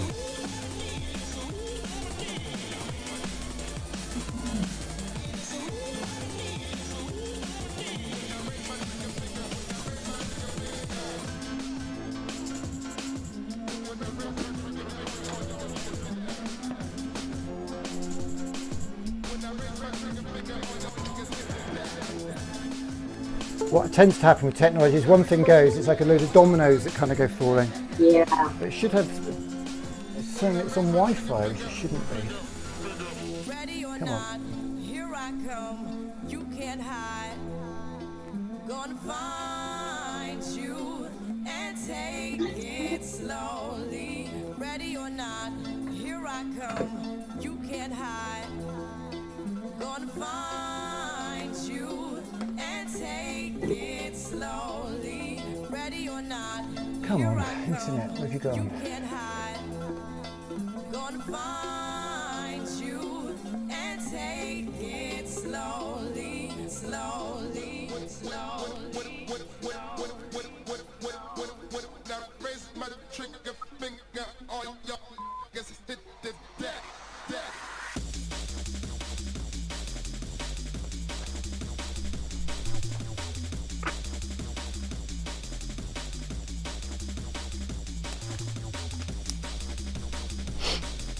If it's an impossibility, we can always do it another time. It's not an impossibility. I'm just baffled as to why there's no internet on that one computer. I don't understand it. Hang on.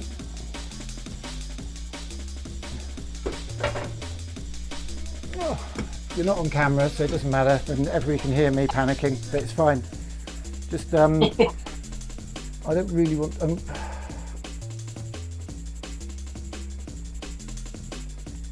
understand where the internet's gone.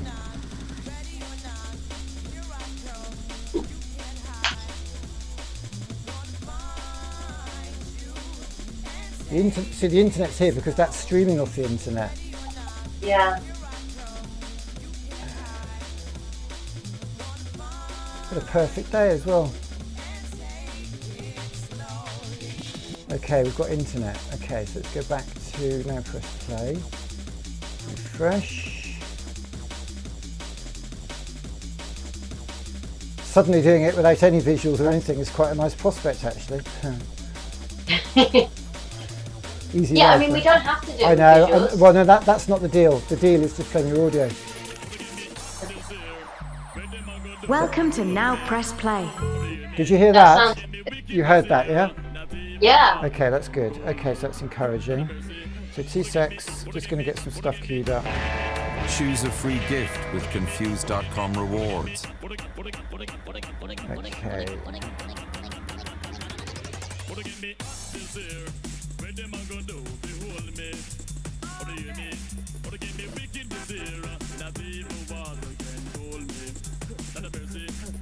Right. So we're good to go there. I'm going to press that button there. So we've now got Eden Project. I'm going to stop Count Skylarking and I'm going to bring you back. In fact, I'll tell you what, do that again and I'll bring, there we go. And I just faded you in. So let's do a 3, 2, 1. Hang on, we're going to, no, rewind. So 3, 2, 1 and do that. Okay. 3, 2, 1. We're back. Hello, Tilly. What are you doing here at Eden Project? Fantastic. I am ready to go on a mission to Mars. Mars? You can't do that. How on earth? I'm really excited. How on earth are you going to go to Mars? How on earth are you going to do that? What do we need to go to Mars? Jet fighters? You need rockets? The power of your imagination. Oh, wow.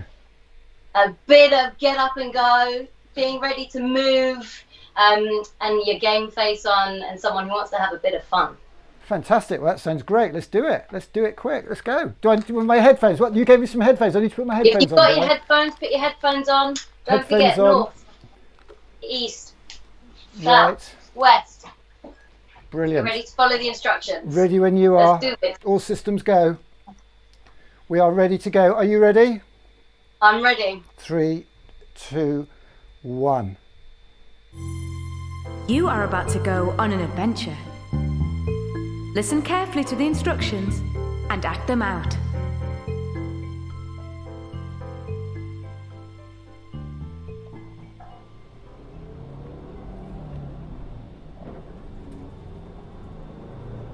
You are on a school trip, sitting on the coach next to your partner. Where could you be going? Right, children, let's all get off the coach. Come on, up we get. And gather round me in the middle, please. Are we all here in a group?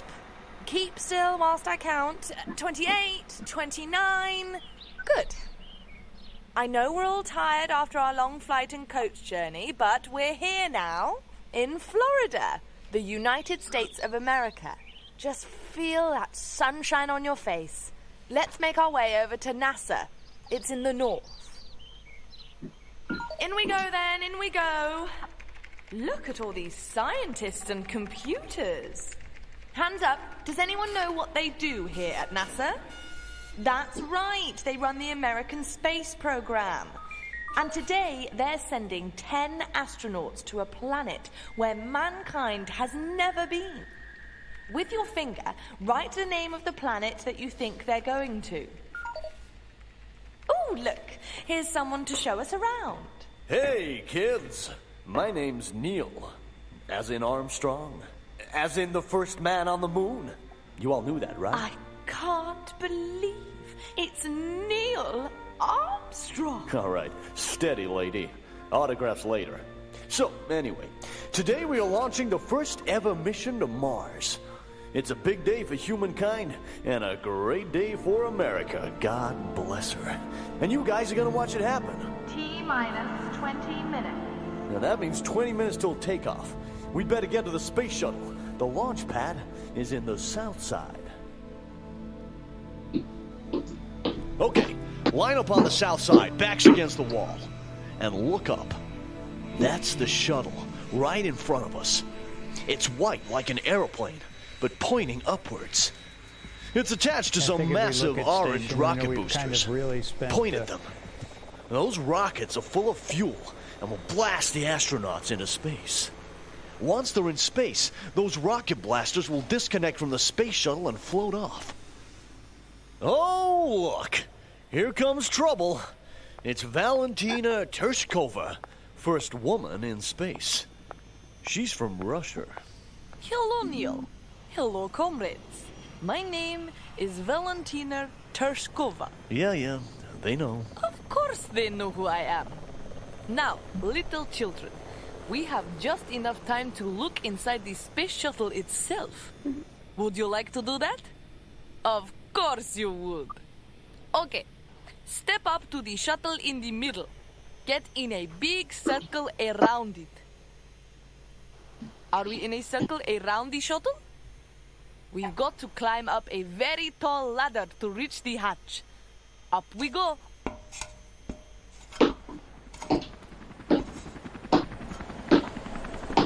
Right, we're at the top. Look back down. Can you see all those people down there?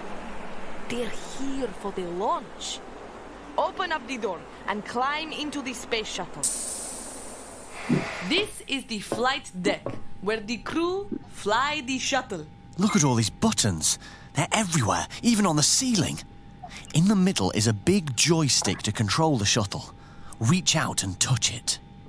What are you doing? Don't touch anything. You could ruin everything. T-minus 5 minutes. Yes, I think it is time we went. The astronauts will be here soon anyway. Right, children, off we go. I'll lead the way.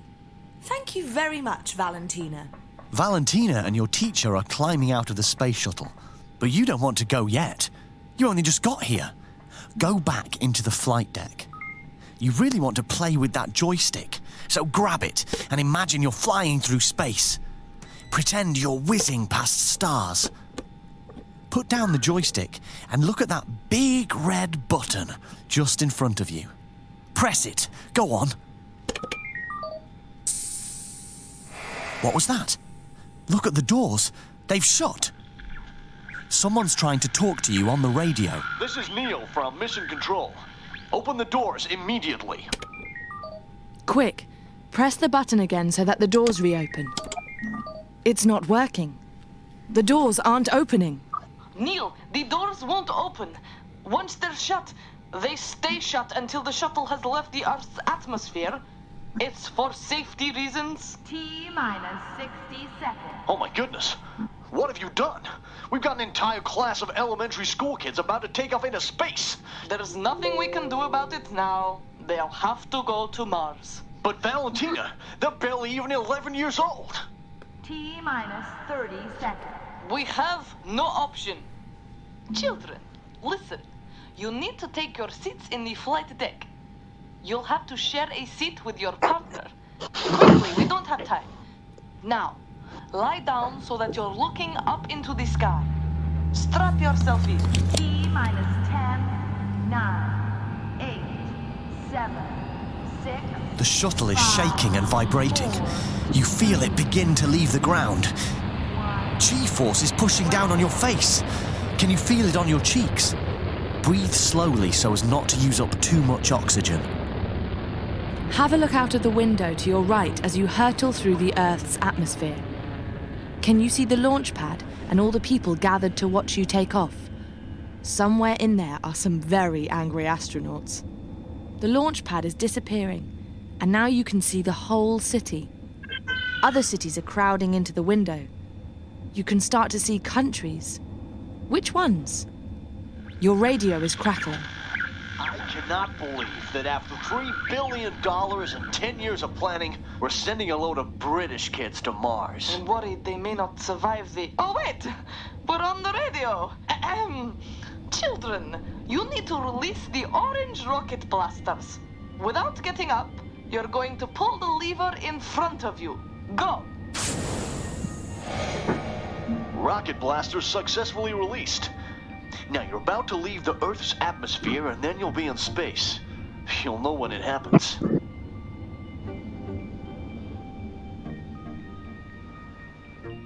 Sit up in your seat and have a look out of the window. The Earth is getting smaller and smaller, and it's totally silent.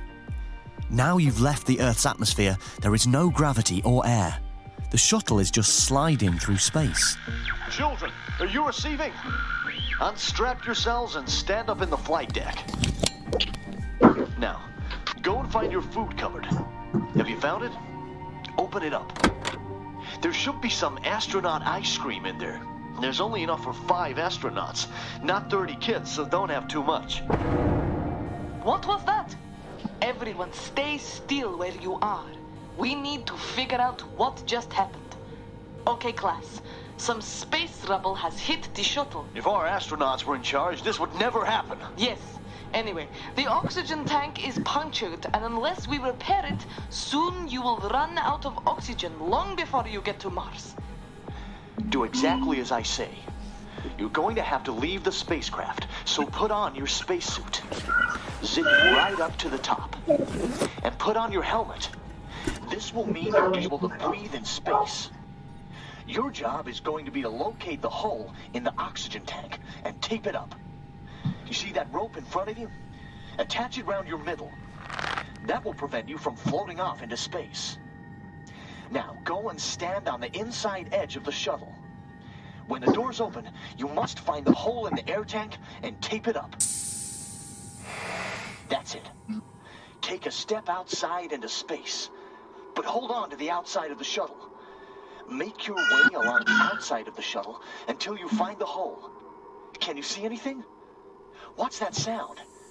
It sounds like gas leaking out. Can you see the hole? Tape it up. You've done it! Now pull yourself back towards the spacecraft using your rope. Get back inside the shuttle and press the button to shut the door again. Impressive work, children. And brave, too. Not bad. You need to do some exercises, otherwise your muscles will waste away in space. Give me 3 star jumps. 3, 2, 1. Now get in your seats. Yep. That's it. Lie down with your knees in the air and get some sleep. Close your eyes now. Day 37. You know the drill. Up you get, 3 star jumps. We don't want you wasting away. Up, up, up. 3, 2, 1. Okay, get back in your seats. Time for bed. Lie down and close your eyes now. Day 167. Star jumps. 3, 2, 1. Look at the time. It's bedtime. Lie down. Day 300. Good morning, class. Well done for your work over the last 300 days. We never thought you'd be able to make it this far. In about 1 hour, you will begin the descent into Mars's orbit. This will be the most dangerous bit yet by far, so strap in tight. Look out your window. What's that outside? It's red and dusty looking and made of rock. That is Mars. As it comes closer, start to see all the craters and volcanoes on its surface. Can you see those 2 white spheres orbiting near Mars? Those are its moons. We're gonna have to sign off now, as we won't be able to maintain contact when you're on Mars. But once you land, you're looking for any signs of life. Water is a sure sign of life, so that's what you're looking for. You are hurtling towards your landing point. Hold on now.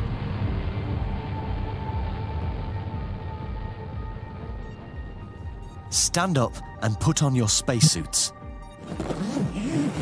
Mars is freezing cold, so you need your spacesuit to keep warm. Stand on the inside edge of the spacecraft and wait for the doors to open. Mars has very little gravity, so when you get out, it'll feel like you don't weigh anything. That's the doors opening. Go ahead. You can take your first steps onto Mars. Go for a bounce around. The planet is all dusty and red. You need to look for signs of life. Do you remember what you're looking for? Water. Spread out. You want to cover as much ground as possible. Can you see the ridge in front of you? It's very steep, but try and climb it to see what's on the other side. There is a massive crater, where a meteorite once hit Mars. Climb down into the centre of it. Hang on, what's that on the ground? Reflecting the light. It's a very small puddle of water. Gather round it. Oh no, what's that? Stay where you are, but look to the south. You can see a big moving cloud, dark and red. It's a dust storm coming this way. It looks like a tornado. Huddle round the water. You don't want it to blow away. And hold on to each other. You don't want to blow away either. You've stayed too long. Your air supply is running out. You have a bag in your spacesuit. Take the bag out of your pocket and carefully scoop up some of the water. Good. Now get back to the space shuttle. Shut the door behind you to stop the dust getting in. And get into your seats to prepare for takeoff. Congratulations, class. You found water on Mars. We now know that man might be able to live there. Settle back and enjoy the ride home.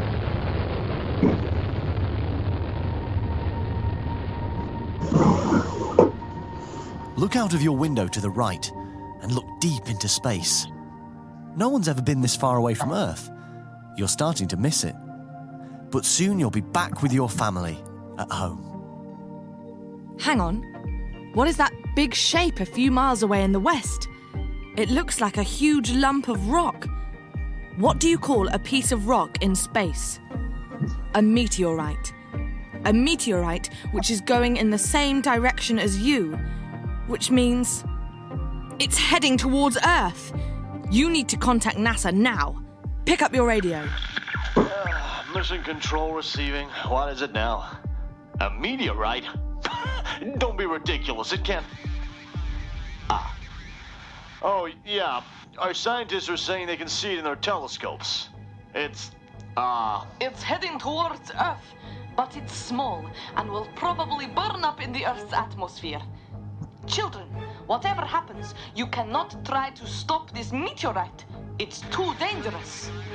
Our scientists are working out where exactly on Earth it's headed for. Yeah. We have it now. It's headed for... Where, Neil? It's headed for the UK. Children, you are not allowed to stop this meteorite. Do you copy? That is an order, children. You cannot risk this. The meteorite may not even reach the UK. Do you understand? Why are you not saying anything? Please confirm that you have received and understood these orders. Put down the radio. What do you think? The scientists say it's heading for the UK, but it will probably burn up in the atmosphere before it gets there. But what if it doesn't? What if it hits the UK? More than 60 million people live there. What about your family, your friends? Can you take that risk? Look around at your classmates. Hands up if you want to stop the meteorite. What? Even if it means disobeying Neil and Valentina? Right, that decides it. But how are you going to stop it? Any ideas? Show your classmates with your hands. Blow it up? Impossible. There are no missiles or lasers on board. You're going to have to push the meteorite off its course so it misses the Earth. No time to lose. Stay sitting and grab the joystick in front of you. Head towards the meteorite in the west. Watch the meteorite getting bigger and bigger in your window. Steady now. No nearer than that, or its gravity will pull you into it. There is still one orange rocket booster on the spaceship. If you release it at the right moment, it will hit the meteorite. Do you remember what you had to do to release the rocket blasters? Pull the lever, but not yet. Wait for the right moment. Not yet. One more second. Now! Pull it! Now grab the joystick and head back onto your original course. Look out of the window. Have you hit the meteorite or haven't you? Amazing! You've hit it! Pick up your radio again. British kids.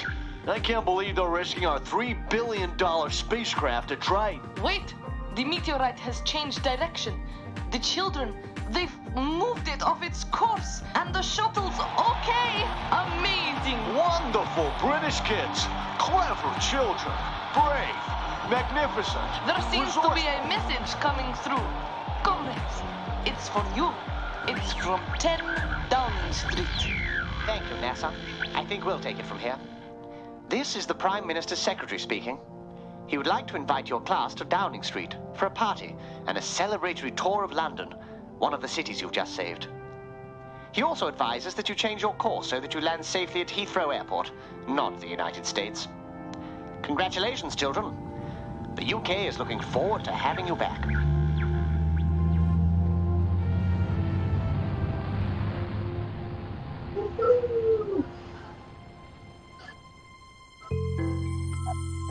We hope you enjoyed your adventure. You can find follow-up activities on our website. Or maybe you just want to write a story about your experience. Thank you for doing Now Press Play. Wow, that was a journey. That was exciting, wasn't it? Gosh. Thank you for that. So were you moving around, Nick? Were you involved? That's the big question. I did my best. I had a few things to jiggle and juggle, but it was that was exciting. Well, I hope everybody enjoyed that. I hope all the boys and girls enjoyed that, and we got there in the end. Apologies for that little hiccup, but you know, it's funny because we do our best. You know, there are so many scenarios with all this equipment, and some things work, some don't. But we don't just give up. We gave it that. We got there in the end. That was great. So, where are you going next? Well, we have so many different adventures. So our schools have got access to all of them. So we currently have 80 different experiences. So every year we create new audio adventures, and we go all the way from early years through to year 6. And we cover science, maths, English, literacy, RE. We've just started some languages, a lot of PSHE as well. So what you find in particular in the school environment is that the children, or afterwards when you talk to them, how did it make you feel? They'll often say, when I was there, or it felt so real, like it was happening to me. Sorry, I thought it was and then that really feeds into their empathy as well. So they start to put themselves into the shoes of another child or person in another country or place, and they can start to talk about things in a different way. So yeah, it's a really nice way to get discussions going. Like I mentioned before, it brings in language as well. I'm screaming out there, sorry. Don't worry. 4-year-old. I thought you had a Martian walk in on you halfway through. For children to play around with and develop and learn, and then it really feeds into their writing as well. So what we've done during lockdown is, because we normally work solely in the school environment, we've kind of created an at-home version so that the children at home could still access the content if they go to our school. And we've also got 4 free ones completely as well. So if you go to our website, there's an at-home section, and there's 4 of these experiences completely free with follow-on activities that you can do. So it kind of encourages independent learning, play, and then creativity afterwards. They could do a drawing about it. You could go and research Mars and find out some more facts about it and do a newspaper report. So the options are pretty endless once you think about how much fun you can have following it on. Amazing. Well, thank you very much. I thought a little Martian had walked into the cabin earlier because suddenly the door started. You have to do that. Maybe that's going to be I was like, get out! I wonder if that's going to be the next big. It's going to fall on me. Don't open the door. Everybody really thought I was off to Mars, and you had to spoil it. I'm really in Tooting or wherever you are.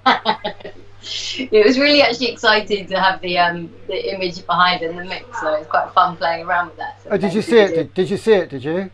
Yeah. I was kind of trying not to watch too much, but yeah, it was really lovely at certain points. Well, I can't pretend it's terribly well rehearsed. I think we had a couple of mortgage adverts in the middle that popped up. Thanks to I did see that, yeah. But maybe that was the children imagining what life on Earth was like back there you go. They had 300 days to get to the Red Planet.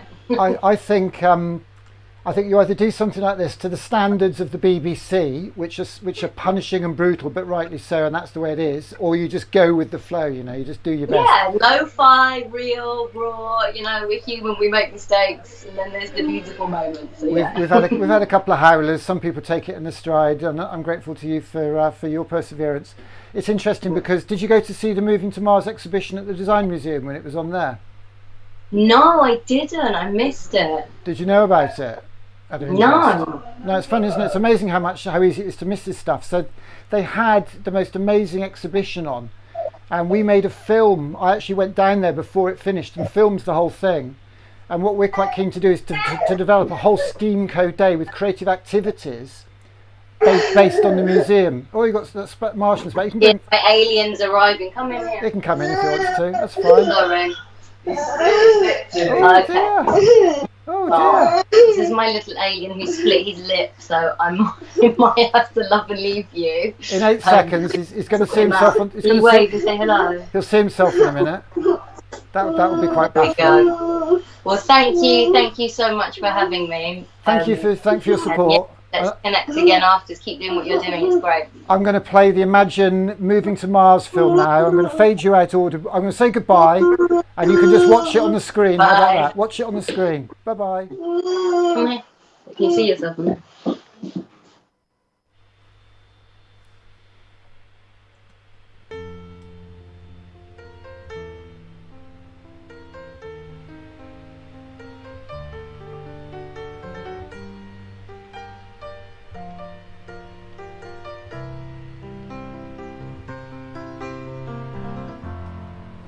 Just had an absolutely fantastic morning here in West London. If you can't guess from the rocket behind, I'm actually at the Moving to Mars exhibition here at the Design Museum, which is fantastic. It closes in 2 weeks, and I can't recommend it to you enough. And seeing it a few weeks ago really struck me how many children, how many communities, how many schools, how many teachers just won't get to see this, whether they're in London, whether they're outside London, whether they're up north. They might as well be on Mars in some cases. And it's always one of the things we set out to do with Steamco is to collaborate with organisations, with institutions, museums, galleries like the Design Museum, Tate Modern, who we've done a small collaboration with, to develop activities that could be delivered on Steamco days by school communities. This exhibition, Moving to Mars, is absolutely fantastic, and it lends itself to delivery on one of our Steamco days.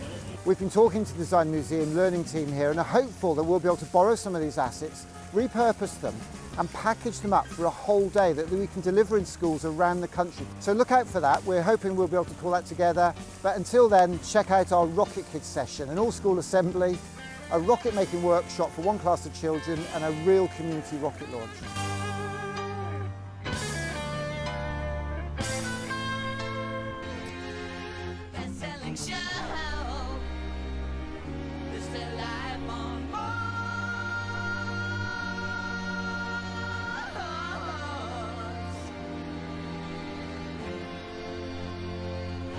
Steamco is all about helping our kids aim high, dream, find their passion, or find their art. Because Steamco helps connect our kids with their art and our communities with their schools. We hope you'll join us. We hope you'll collaborate for creativity.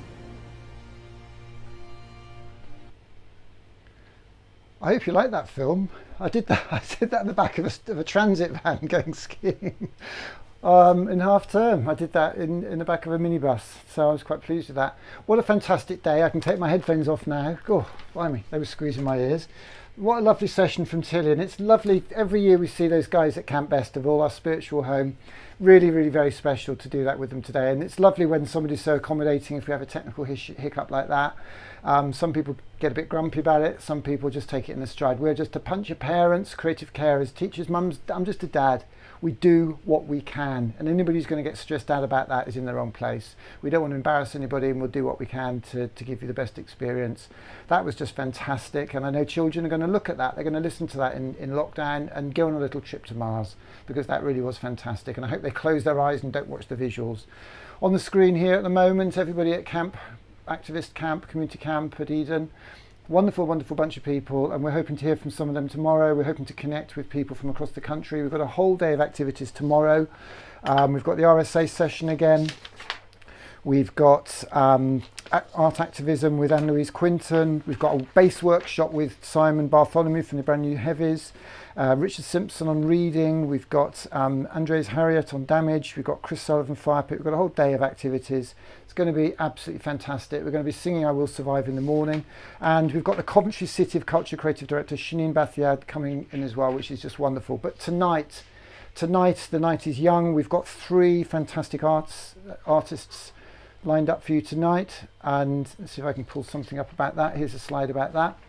So tonight we have got the fantastic Herpa Suale, who's going to be singing for us. We've got Sansusis, and we've had Grandad Wheels, so that's the slide for today. Also, we've got Richard Ash from Cornwall, and we have, no we haven't got them tonight, that's tomorrow night. What am I doing? I'm running ahead. We have got Les Miserables, a montage by Andrew Quatermain and Noel Vine. They're going to be doing that for us tonight, which is going to be lovely. And then we've got the mighty DJ Andy Smith DJing tonight. So we have got a fantastic evening lined up for everybody. It's all about working together. It's all about collaboration. It's all about working together. And that's what our day at Eden's been all about today. Chilling out, being inspired, being engaged, and having a lovely, lovely day. So thank you all for sitting through that today. I am just going to see if I can find a little play-out film, because we're all in a bit of a tiz here since we had that little hook up there. So let's come down here and let's play out with our normal film. Let's play out with some Nile Rodgers, because people say to me, Nick, it might not work. It might not work, but here's the thing. The guy who invented the ship also invented the shipwreck. And either you're in or you're out. Either you want to play this game or you don't. Art doesn't work because we did something conventional and predictable, and here it is industrialized, right? Art works because we connect. So the festival that we will be organising in 2022 is a festival of creativity in its broadest sense. So what we're looking for is events that will help to bring people together and show the value of art. An event like this is absolutely overdue. Being from a working class family as well, we've never had access to the arts.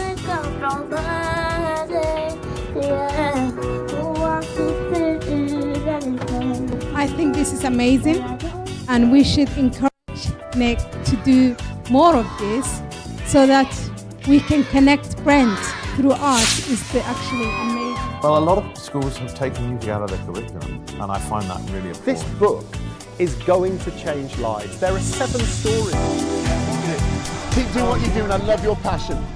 Please keep doing what you're doing, inspiring the kids. I think it's great. Not enough parents spend enough time with the kids. They leave them on the iPads and things like that, and I absolutely love it. Keep doing what you're doing. I love your passion. Boys will be boys, better let them have their toys. Girls will be girls, cute ponytails and curls. Must put an end to this stress and strain. I think I want to live that sporting life. I'm going to make it happen for you, Nick. I appreciate that. Well, I'm going to make it happen for you because what you're doing is, in the end, absolutely brilliant. I had the idea of getting a big screen to come here and celebrate, and I did a thing called a crowdfunder. I said to lots of people, I only gave myself 24 hours, and they said, you'll never do it.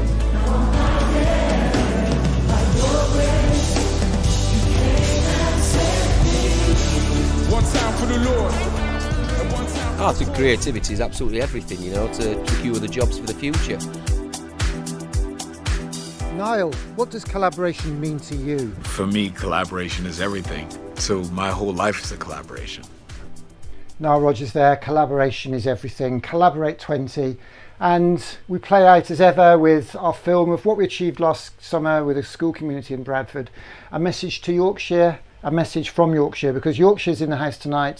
Kirpa Suwali is going to be joining us tonight. Fantastic. Thank you very much for joining us today.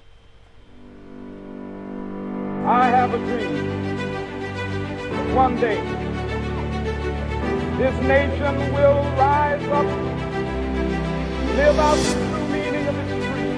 We hold these truths to be self-evident, that all men are